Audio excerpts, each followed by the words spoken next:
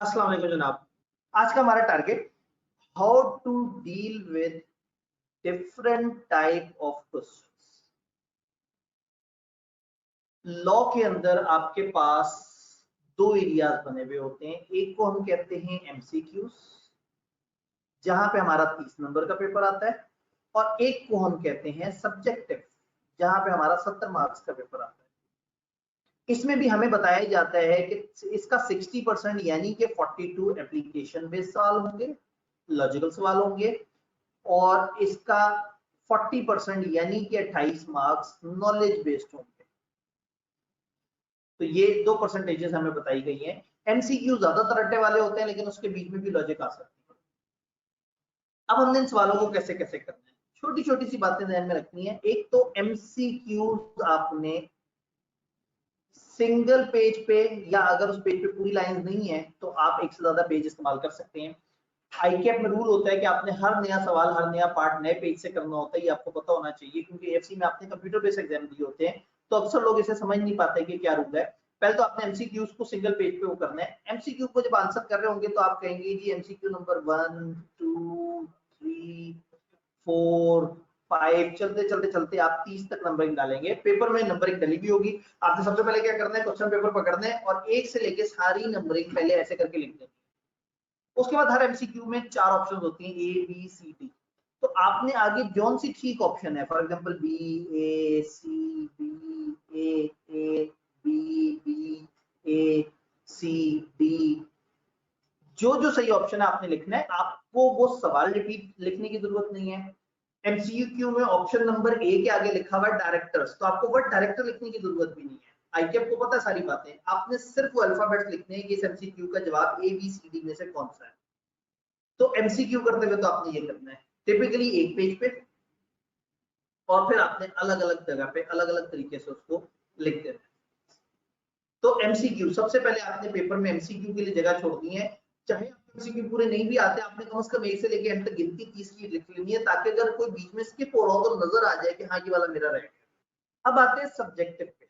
Subjective में हमने क्या चीजें हमें रखनी है। सब्जेक्टिव, एवरी न्यू पार्ट, मैं क्वेश्चन नहीं बोल रहा, पार्ट बोल रहा हूँ, every new part on new page. तो आपने हर नया part, part A B C D, अगर 4 पार्ट्स हैं एक सवाल के, तो आपने चारों अलग अलग सफे पे करनी है। टॉप पे क्वेश्चन नंबर लिखना है। अगर 7 का पार्ट ए कर रहे हैं तो ऊपर ऐसे करके 3 डब्बे बने हुए होंगे, आपने कह देना है 7 का पार्ट ए। पार्ट बी कर रहे हैं या कुछ और। इस पे आईकैप में मैंने जब आईकैप की मार्किंग आई थी तो आईकैप ने इनवाइट किया था, फिर मैंने वहां पे एक सेमिनार किया था और स्टूडेंट्स को बताया था कि आपने ई मार्किंग को कैसे देखना है। तो अगर आपको उसमें कंफ्यूजन होगी तो मैं उस सेमिनार की वीडियो भी आपके साथ शेयर कर दूंगा इंशाल्लाह। टॉप पे आपने क्वेश्चन लिखना है, नीचे आपने उन सवालों का आंसर करना है। क्वेश्चन रिपीट करने की कोई जरूरत नहीं है, आप डायरेक्ट अपना आंसर शुरू करें। आंसर में जहन में रखना है, बल्कि मैं कलर भी चेंज कर लेता हूँ, ब्लैक इंक से लिखना है, ब्लैक, ब्लू या कोई ऑरेंज, आई कैप अलाउड, ब्लैक इंक से। ये जहन में बिठा लेना है, आपका पूरा पेपर कैंसिल हो सकता है इस बात पे अगर आपने ब्लैक से ना लिखा। हो सकता है किसी वजह से आपका पेपर एक्सेप्शनली बहुत अच्छा हो, शायद मार्क कर दें, लेकिन this is given in the instruction कि आपने ब्लैक से लिखना है। क्या आप मार्कर यूज कर सकते हैं या नहीं? यस, इसमें दो बातें हैं। अगर आपको बहुत ज्यादा आदत है मार्कर यूज करने की, आप कर लें, लेकिन मार्कर भी ब्लैक होना चाहिए। दूसरा ये याद रहे कि आईकैप की हर मीटिंग, हर डिस्कशन, हर जगह जब भी उनका कोई रिप्रेजेंटेटिव कोई बात करता है, लिखता है या बोलता है, दे ऑलवेज से कि हम डिस्करेज करते हैं मार्कर को। हम नहीं चाहते कि लोग पेपर में मार्कर और पेन ही बदल बदल के जनाब आप उनको परेशान रहे। तो मार्कर अलाउड है, बट उन्हें पसंद नहीं है। तो हो सके तो बगैर मार्कर के आप लिखें, क्योंकि वो समझते हैं कि मार्कर से टाइम वेस्ट होगा। बट जिनको बहुत ज्यादा आदत है मार्कर की, then marker should be of black colour, but gel pen not allowed.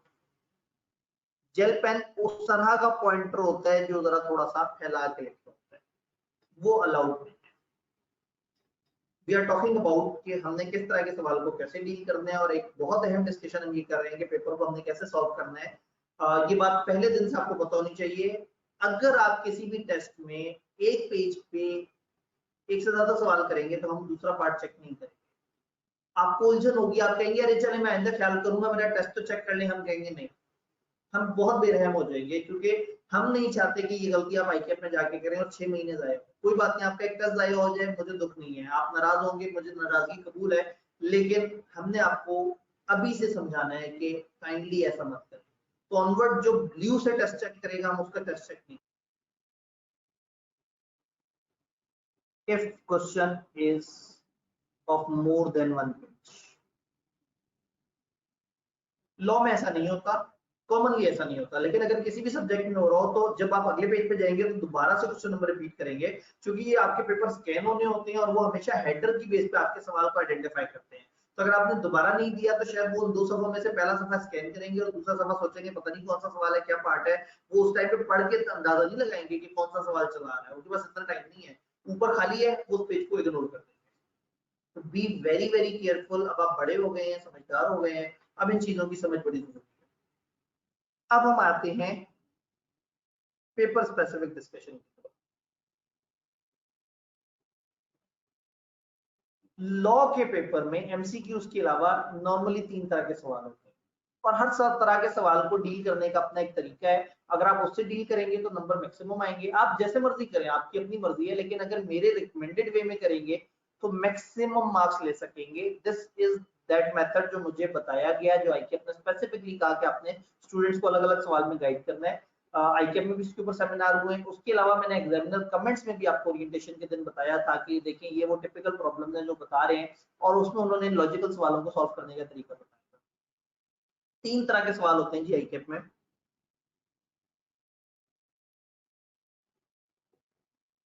एक को हम कहते हैं नॉलेज बेस। नॉलेज बेस का मतलब ऐसे सवाल जिसमें नॉलेज दरकार है, दिमाग शिमाग दरकार नहीं है, बस आपको पता होना चाहिए। नॉलेज बेस का मतलब सीधा सवाल, इसको मैं कहता हूं रट्टे वाला सवाल।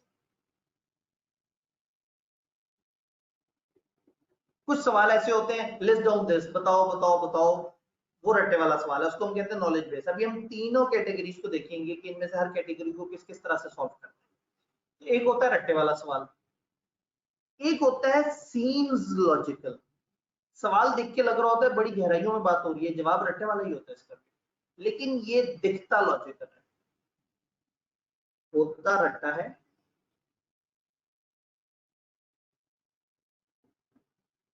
मगर दिखता लॉजिकल है।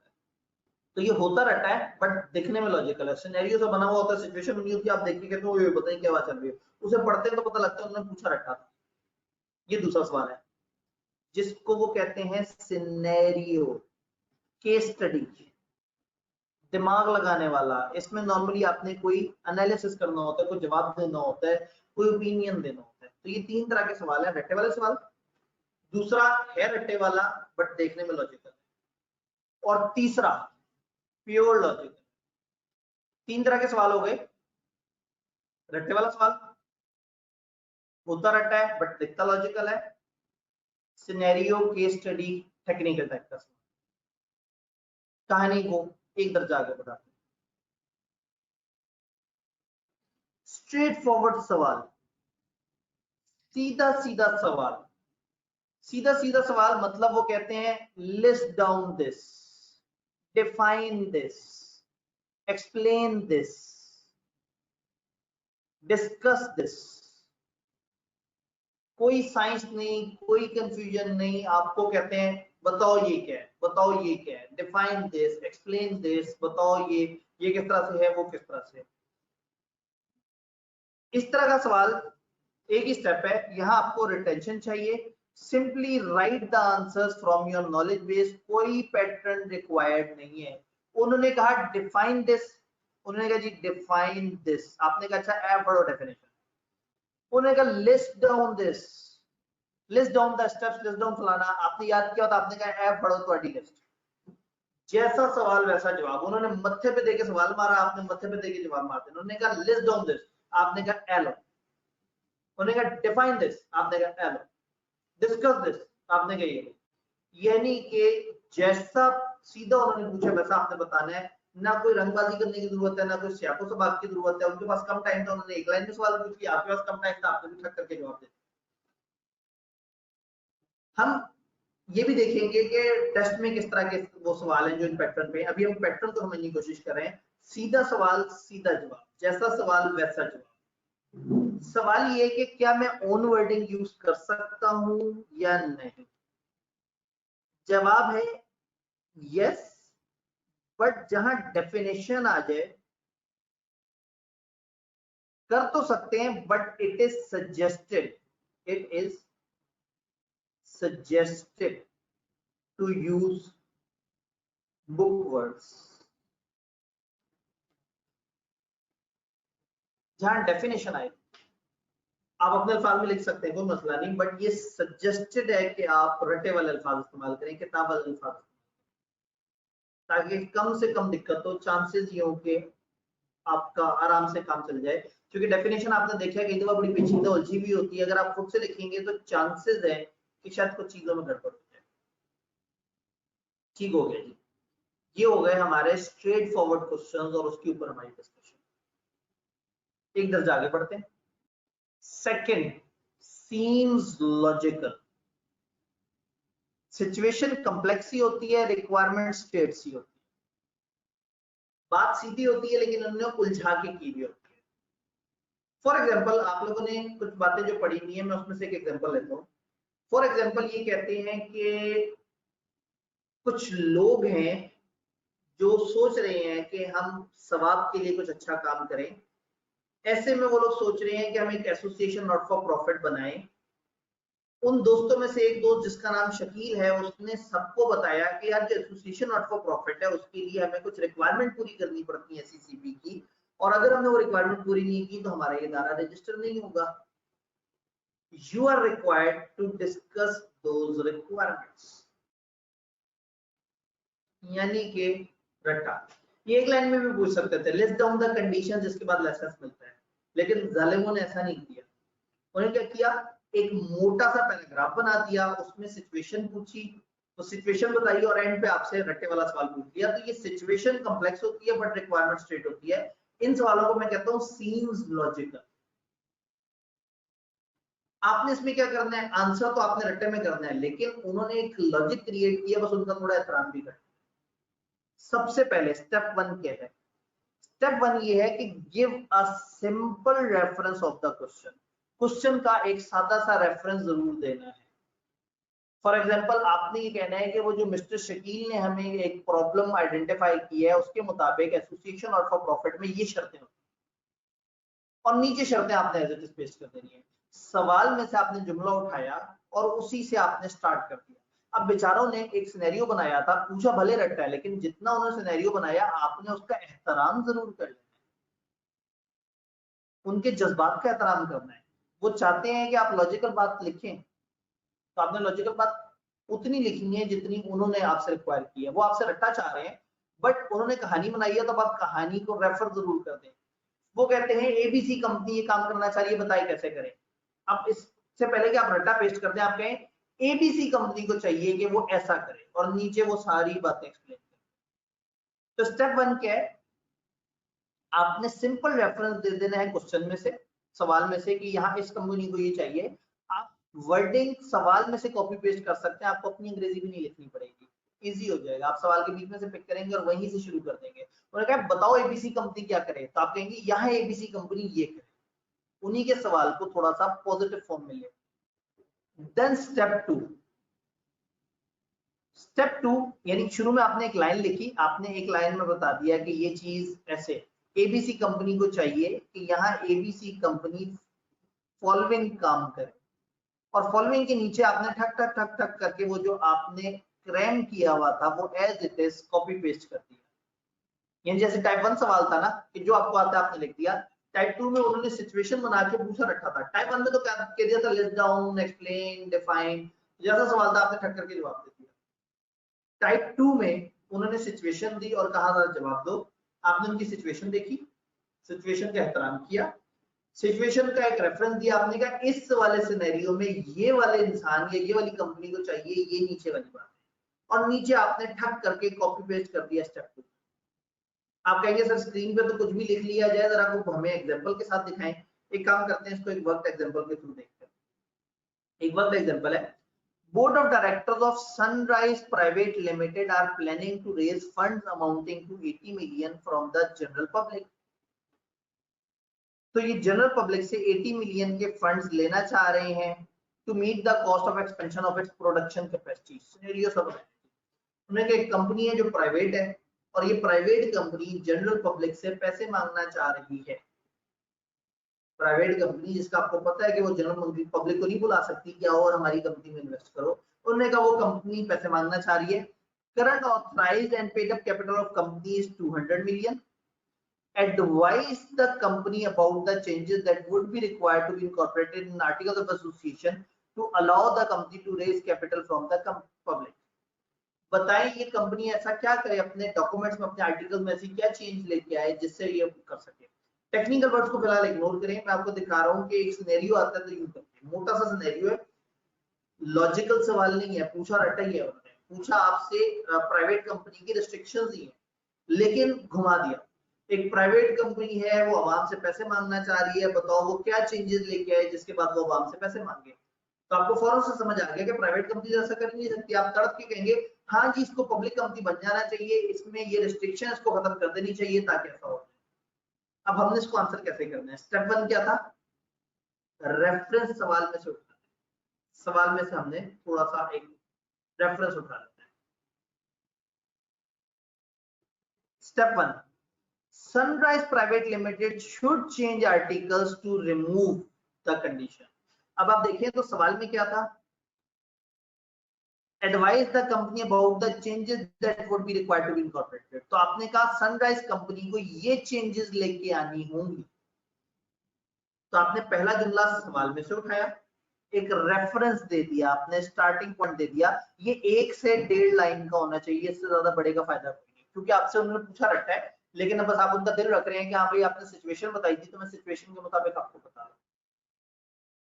तो आपने ये कंपनी अपने आर्टिकल्स को चेंज करेगी ताकि क्या करे, नीचे आपने कर दिया कॉपी पेस्ट अपना रखा, ट्रांसफर ऑफ शेयर्स पे रिस्ट्रिक्शन लगा दे और रिस्ट्रिक्शन खत्म कर दे, नंबर ऑफ मेंबर्स की रिस्ट्रिक्शन खत्म कर दे, जनरल पब्लिक से इनवाइट करने की रिस्ट्रिक्शन खत्म कर दे और नाम के एंड पे नाम में जो प्राइवेट लिखा हुआ है वो खत्म कर दे। तो 3 बातें वही जो आपकी प्राइवेट कंपनी की शर्तें थी, और अब आपको पता लग गया कि प्राइवेट कंपनियों के साथ वर्ड प्राइवेट भी लिखा होता है, तो उन्होंने ये भी खत्म कर दिया। तो शायद इस सवाल में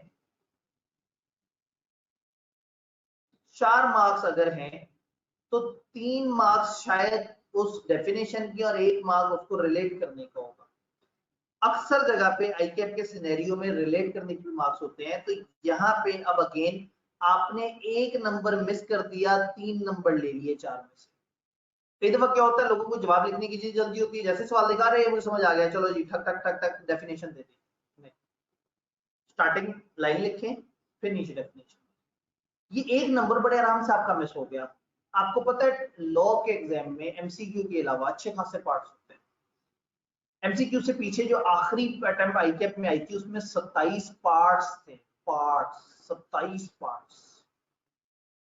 तो कभी कभी वो बहुत ज्यादा पार्ट भी पूछ रहे होते हैं। एमसीक्यूज के बाद पार्ट्स थोड़े से कम हो जाते हैं लेकिन अभी भी बहुत कम तो नहीं होते।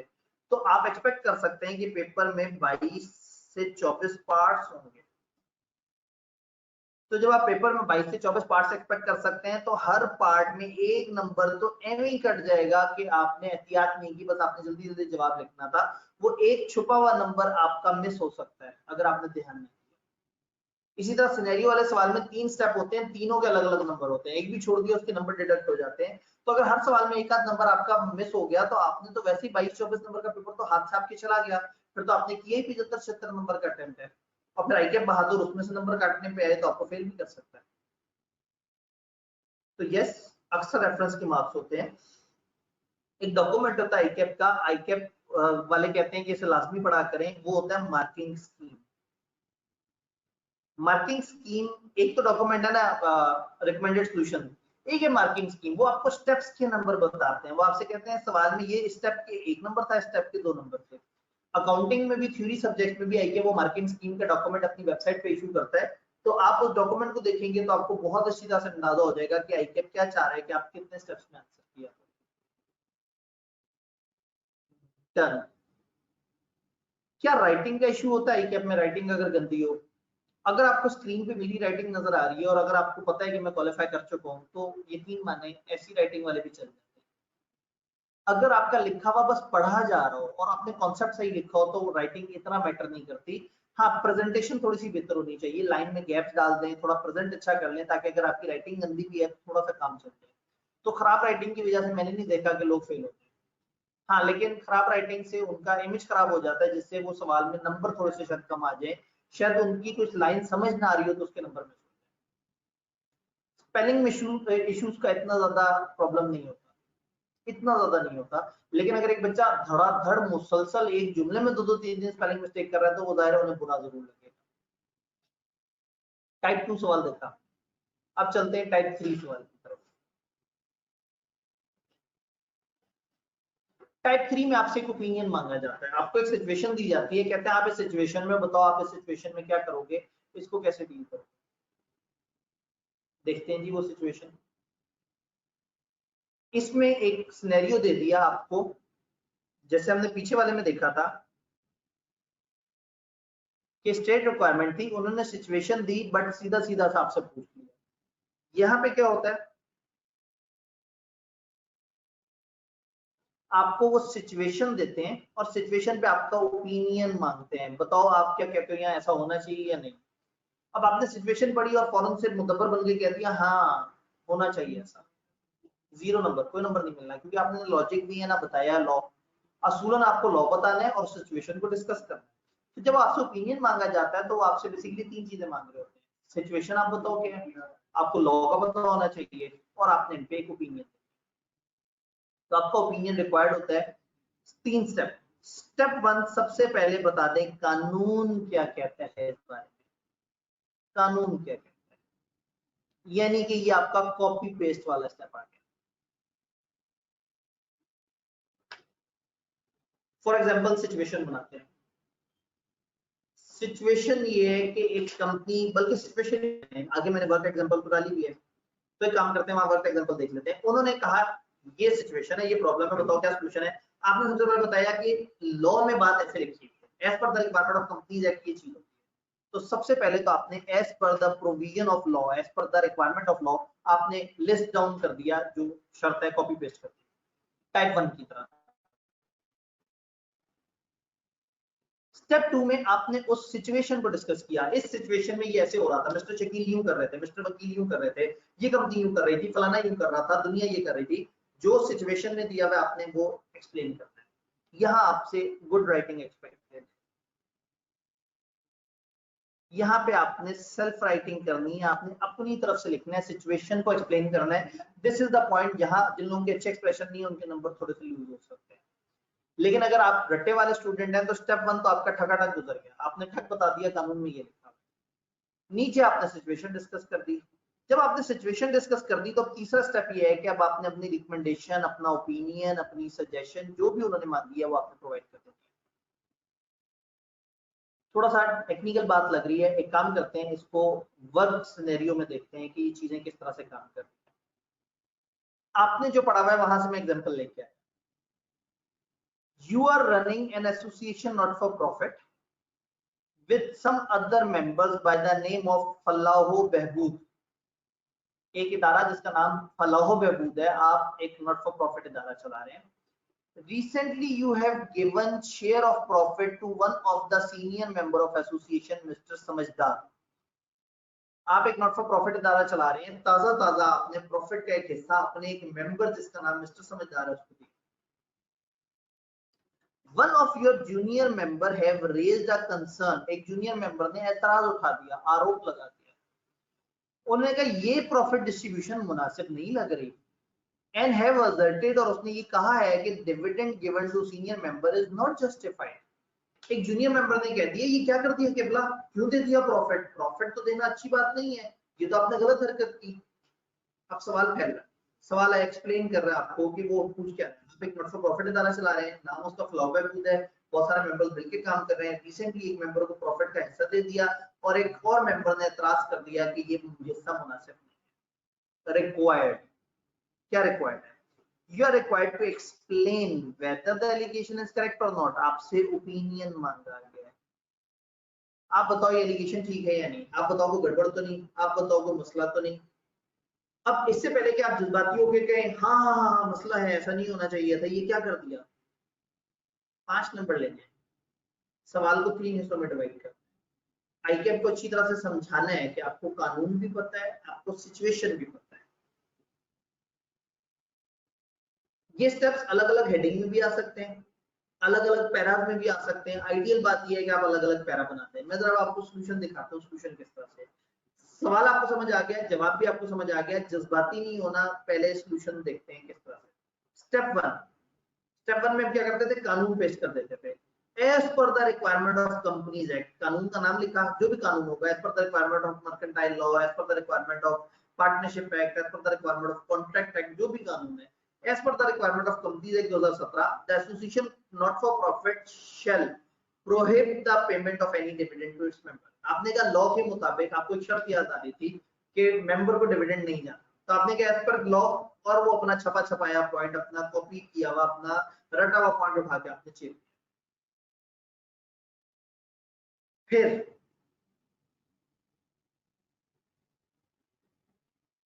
Second step, as per the given situation, ये जो गिवन सिचुएशन है इसमें क्या हुआ है, फलाहो बहबूद एक एसोसिएशन नॉट फॉर प्रॉफिट है। आप बताएं कि मुझे गिवन सिचुएशन में एक बात समझ आ रही है कि ये नॉट फॉर प्रॉफिट इदारा है और मिस्टर समझदार उसके एक मेंबर हैं।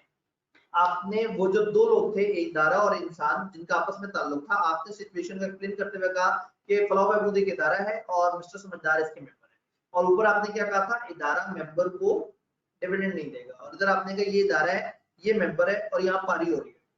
तो अब आपने सॉल्यूशन दिया, क्या सॉल्यूशन दिया, आपने कहा therefore the allegation of junior member is valid and payment of dividend is not justified। इंतहाई मजे की बात है कि ये वर्डिंग भी आपको क्वेश्चन में मिल जाएगी। ये वर्डिंग आपकी क्रैमिंग से आएगी, जो पहली वाली है, पहली वाली क्रैमिंग से आई, तीसरी वाली आपको क्वेश्चन में मिल गई, सेकंड वाले में आपको थोड़ी सी सेल्फ राइटिंग करनी है। थोड़ा सा सिचुएशन को देख के आसान सी सीधी इंग्लिश, ज्यादा उलझने की जरूरत नहीं है।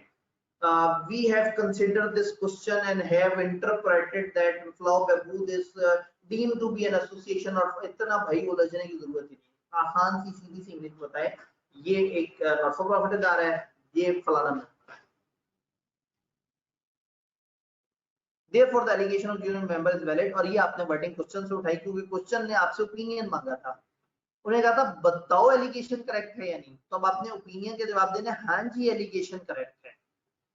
ये मैं आपको इसलिए बता रहा हूँ कि आपको समझ आ जाए, आपने कुछ टेस्ट, आपने सवाल किए टेस्ट में, आपको ये अंदाजा हो कि हर तरह के सवाल को देखने का अपना एक मिजाज है। किसी भी सवाल में मैक्सिमम नंबर लेने के लिए उसके आइडियल स्टेप्स को फॉलो करना बड़ा जरूरी है। तो यहाँ जब आप आइडियल स्टेप्स को फॉलो करेंगे तो जिंदगी में मजा आएगा, आप एंजॉय करेंगे। 3 बातें, लॉ बताएं क्या है, सिचुएशन को डिस्कस करें, सोल्यूशन दें, रिवर्स भी कर सकते हैं, सोल्यूशन दें, लॉ डिस्कस करें, सिचुएशन बताएं, थोड़ा और चेंज भी कर सकते हैं, सोल्यूशन दें, सिचुएशन बताएं, कोई भी तरतीब आप कर सकते हैं, लेकिन 3 चीजें आपके सवाल में होनी चाहिए, कानून का रेफरेंस, सिचुएशन और रिकमेंडेशन।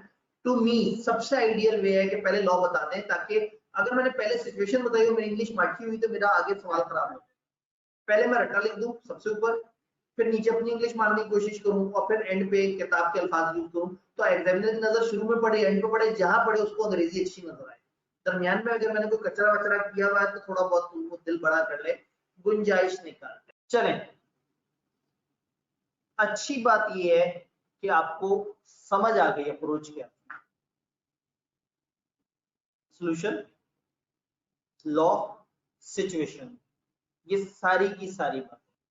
ओरिएंटेशन के वक्त मैंने आपसे कहा था कि एक दिन आएगा जब मैं आप लोगों को बताऊंगा कि सवाल कैसे सॉल्व करने हैं, और फिर हम देखेंगे कि एग्जामिनर कमेंट में भी बेचारा चीख चीख के चिल्ला चिल्ला के मैं कह रहा है सिनेरियो कैसे सॉल्व करो।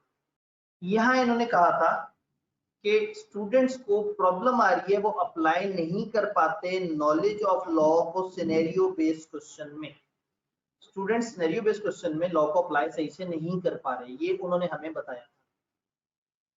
अब यहाँ देखते हैं कि उन्होंने हमें क्या सजेस्ट किया था। उन्होंने कहा टू ओवरकम दीज वीकनेस, ये एग्जामिनर ने कमेंट दिए थे। एग्जामिनर जो पेपर चेक कर रहा है उसने कहा था भाई बच्चों को क्या मसला आ रहा है और मैं बताता हूँ कि मसला कैसे हल होगा। To overcome these weaknesses examinees are advised to cover the entire syllabus. पहले तो पूरा सिलेबस कवर करो, चलो वो तो बात की बात हो गई, हम पूरा करेंगे इंशाल्लाह। And while answering the scenario based question, always remember the following basic steps। 3 step आपने जहन में रखने हैं। कौन से 3 स्टेप? एक तो कंक्लूजन दें, हमने बात की, हमने ओपिनियन देना, रिकमेंडेशन। दूसरा, जो फैक्चुअल इश्यूज इंपॉर्टेंट हैं डिसीजन में उनको, यानी कि जिसको मैं कहता हूं ना सिनेरियो को डिस्कस करें। तो सिनेरियो को डिस्कस करें, लॉ का रेफरेंस दें, रेलिवेंट लॉ कौन सा है आप आइडेंटिफाई करें कि कौन सा लॉ है जो सिचुएशन में लग सकता है, और देन आप एक कंक्लूजन दें, एक ओपिनियन दे दें कि हाँ भाई ये चीज ऐसे होनी चाहिए थी। ये एग्जैक्टली वही 3 स्टेप है जो मैं आपको बताने की कोशिश कर रहा था। आईकैप एग्जामिनर कमेंट्स में भी बार बार ये कह रहा होता है। इसी अटेम्प्ट में भी आईकैप ने मुझे एक दफा इनवाइट किया था, उन्होंने कहा था कि आपने स्टूडेंट्स को स्क्रीन पे आके बताना है कि ये 3 बातें। वो बेचारे बच्चों से खिताबत तो कर रहे होते हैं, एग्जामिनर कमेंट में कह रहे होते हैं, लेकिन कोई नहीं सुन रहा होता, टीचर्स की जरा सुन लेते हैं। तो ऐसे में फिर उन्होंने जो है वो देखा कि किस मजदूर को बुलाएं तो उसकी बात लोग ज्यादा सुन रहे होंगे, तो उन्होंने एक मजदूर को आइडेंटिफाई किया, अपने पास बुलाया और उन्होंने कहा जी आप हमारे मंच से ये पैगाम पूरे पाकिस्तान को पहुंचा दें कि खुदा दा खौफ करो, की करते हो। सिनेरियो बेस्ड सवाल को 3 स्टेप्स में तोड़ के करेंगे, सबसे बेहतर मजा आएगा। डन। तो अल्हम्दुलिल्लाह हमने इस वक्त समझा कि हमने 3 तरह के सवालों को कैसे करना है। टाइप 1 सीधे सीधे रटे वाले सवाल, जैसा सवाल वैसा जवाब। टाइप 2 थोड़ा सा घुमाया हुआ जवाब सीधा, तो आपने भी बस 1-1.5 लाइन में लिंक कर दिया और जवाब सीधा दे दिया। और तीसरा उन्होंने सिचुएशन दी थी और कहा था बताओ, आपने भी 3 स्टेप्स में डिवाइड करके उसको तोड़ तोड़ के किया, ताकि जितना उन्होंने आपको तंग किया आपने भी उतना ही उन्हें तंग कर लिया। तो इस अप्रोच से आप जब चलेंगे तो मैक्सिमम मार्क्स ले सकते हैं। अदरवाइज हर सवाल में जो है वो कुछ मार्क्स कटने के बहुत सारी वजूहात हैं। तो वो कहते हैं कि बहुत सारे स्टूडेंट जो है वो अच्छे मार्क्स नहीं ले सके इसलिए कि वो पूरे स्टेप्स नहीं फॉलो कर रहे। तो ये 3 स्टेप्स आपके जहन में होने चाहिए। ठीक है जी, अपना बहुत बहुत ख्याल रखिएगा, दवाइयां वक्त पे लेते रहिएगा। इंशाल्लाह ताला मिलते हैं। अल्लाह हाफिज।